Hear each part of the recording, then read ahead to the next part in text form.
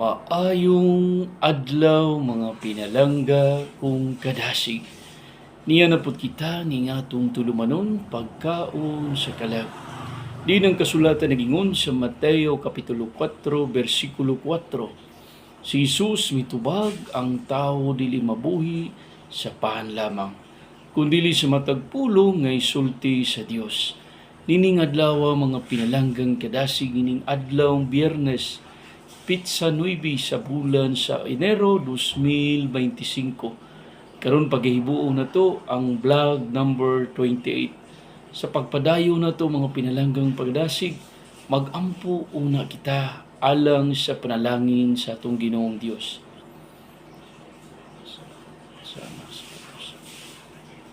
Ulang itong amahan, maayong adlaw ng Dios. Salamat kay Ginoo nining laing adlaw ngay mong gihatag sa kinabuhi kanamo matag usa Ginoo nining adlawng Biyernes. Salamat Ginoo sa tibuok gabi sa among pagpangatulog lakip sa gasas kinabuhi nga hangtod karon amo pang naipahimuslan Ginoo sa among matag pamilya, sa tanang katawhan, sa tanan namong mga customers Ginoo nga nitangkilik sa among special flavor turon. Salamat kay Ginoo sa pagpalit nila sa maong pagkaon alang sa tagsa ka mga katawhan. Nining adlaw Ginoong Dios, akong ihalad kanimo ang tulumanon pagkaon sa kalag. Lamdagi ako sa akong nunag kasing-kasing sa kanunay. Ang mga pulong magawas sa akong baba nagagikan nga na kanimo man. Makasabot ang akong mga kaigsuunan, mga pinalanggang kadasig. Diha sa pagkaton, diha sa pagpalambo sa imong pulong Ginoo nga nagagikan sa imong balaang kasulatan. Panalangini puno sa gugma, paglaom ug grasya sa kanunay Ginoong Dios. Ikapang mga kasing-kasing sa akong isikatawong mga kadasig, diya sa lahutay sa pagpuyo, dinhi nining kalibutan. Sa ngalan ni Jesucristo yung bugtong anak, uban kanimo man, gihalad nako ang tanan. Amen. Maayong adlaw sa makausa, pinalanggang kadasig. Niya kita nining adlawng Biyernes sa pagpadayo nato sa atong vlog number 28 karong adlaw atong pag-review ang atong ginahimo nga vlog number 27 kagahapon. Din gibasa nato sa New Testament sa basahon ni James chapter 1 verse 8 or sa Santiago Kapitulo 1 versikulo 8 nga nagaingon, kung ang tao adunay duha ka hunahuna, sa tanang matang manggiduha-duhaon siya o sa tanang butang.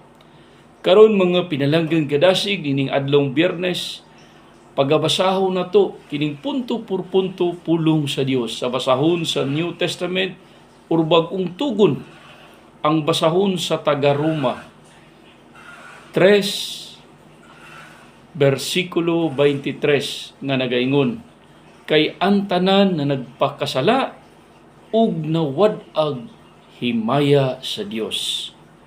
Mao ni mga pinalanggang kadasig sa Roma Kapitulo 3 versikulo 23. Kitang tanan sa pagkatao nato dinhi nining kalibutan na nagtubo ta diha sa pagpadako sa atong ginikanan.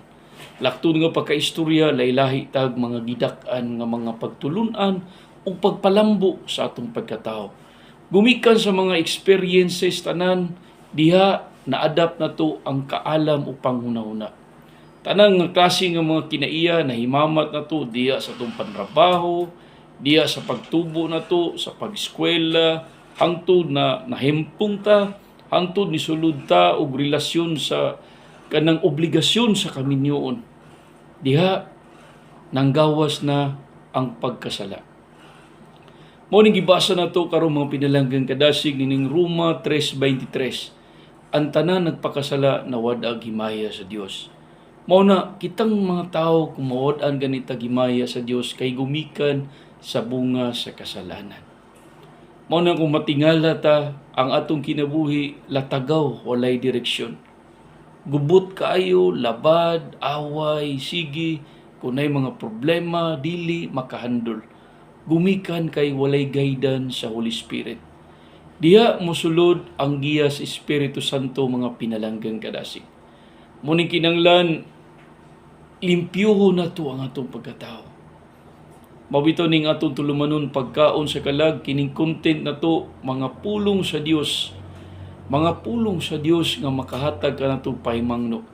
Mao ni ang tanan nga mga pahimangno gikan sa balaang kasulatan. Mao gani na dili ingon ang paghisgot sa balaang kasulatan sa gibasa nato sa 2 Timoteo 3:16, gimugna sa Dios ang maong kasulatan alang sa pagtudlo, pagbadlong, pagsaway, pagmatuto ug pagpuyog, pagkamatarong. Mao ning gumikan sa sala, nasala kita, nawad-an ta gimaya o grasya sa Ginoo. Mao nang kinahanglan mo reconnect ta niya. Pareha bitaw aning data nato sa cellphone ug mawa tay signal, mo reconnect man siya. Meaning to say, mawala ta sa source, sa blessing, sa grasya, mawala kita mga pinalanggan kadasig. Mo ni maskin sa kinabuhi namo sa ako as pagpuyo karon, ako ordinaryo nga tao. Nagkumbatig pagpuyo ning kalibutan sa kalisdanan. Mga obligasyon tanan matag adlaw. Pero sa luyo ning tanan lumalabay lamang. Kung sa panahon sa grasya sa Ginoo tagaan ta og dako pang grasya, makatabang kita nga nasa tong bisika tao. Mao ginay minggol na do. Gamintras buhi pata nga palambuo na to ang atong espirituhanon nga panginanglan. Mao ning naaning tulumanon pagkaon sa kalag. Alang sa mga kaigsuonan natong naa sa mga kangitngit, pakan-o na to ang lawas o espiritu nga naa sa atong lawas. Aron pundamlag mawala na ni sa atong lawas ang maong kalag busog sa grasya sa Ginoo. Mao ni mga pinalanggang kadasig. Ginabalik na nato ni sige nga ang kinabuhi nato dinhi sa kalibutan sa usa ka libo nga pagkatuig nga pagpuyo sa mata sa Dios usa lamang ka adlaw. Mao nag i-compute nimo 2025 duha lamang ka adlaw sa atong Ginoong Dios o pila ka segundo or minuto kana mga pinalanggang kadasig. Mabasa na to na sa 2 Pedro 3 versikulo 8. Mao ni mga pinalanggang kadasig gining adlaw abtik ta nga moatubang sa atong mga buluhaton karon. Bisan sa luyo sa atong mga obligasyon, mga bayronon maningkamot nga tagaan tag grasya sa Ginoo sa lahutay. Sa dinihos nga pamaagi nga panginabuhi. Kanang gipatuan kini mong singot. Mao nang kamo mga pinalanggang kadasig, aduna kamoy mga panginabuhian karon, trabaho, panggaa kana. Kay pariha na kung awa na'y trabaho, di gid lalim, mo diskarte na lang, asa ta mabuhi. Mo ni mga pinalanggang kadasig, ampingi ang iyong trabaho, nga magsubay ka mo diha sa kayuhan. Nga patas ang iyong pagpuyo, nga wala mo'y gipamintahaan ng mga tao. Ug ang pinaka-importante, mahadlokon kamo sa Ginoo sa kanunay. Aron magpuyo kamo nga mabungahon ang iyong pagkatao. O mga pinalanggang kadasig, ato naging tapuson pinaagi sa pagampo. Ulang itong amahan, salamat Ginoo sa panag-uban nimo nining maong adlaw Biyernes sa Roma 3:23 nga nagingon ka ang tanan nagpakasala ug nawad-ag himaya sa Dios. Busa kami amahan, pasayloa kami sa tanan ng mga kasalanan. Sa akong mga pinalanggang kadasig nga nagatan-aw karon Ginoo, hikapa ang ilang mga kasing-kasing sa pag-ila, sa paglambo kanunay. Ug ang pinaka-importante sa pagdaig pasalamat nga na kanimo, dili man sa gasa sa pinansyal, kundi sa maayong panlawas. Matag usa ka namo sa malinawon nga relasyon sa unahuna, sa maayong kalan-on matag adlaw, lakip sa hangin nga mong giginhawa, sa tubig nga among giinom Ginoo. Ug salamat sa magkausa ni social media account ni Grandpa Mita sa blessings sa iyang gihatag sa kanunay sa tanang mga vloggers Ginoo. Hinaot paunta ang tanang gadaga-vlog, maayong content o makahatag pagtulunan sa tanang katawhan Ginoo. Ikapa ang tanang mga tao nga namatig ni tan-aw ni maong video Ginoo, nga makapasundaya gana sa ilang isikataw Ginoo, lakip sa ilang kaugalingon tagsa-tagsa. Ug mo initiate kami diha sa pagpaningkamot sa pag-ila kanimo, pinagis paglambo namo sa among relasyon nga na kanimo sa pagbasa sa balaang kasulatan. Ihalad na mo ning tanan nga na kanimo mahanog sa bugtong mong anak nga si Jesucristo among maluluwas nga buhi nga Dios hangtod sa kahagturan. Amen.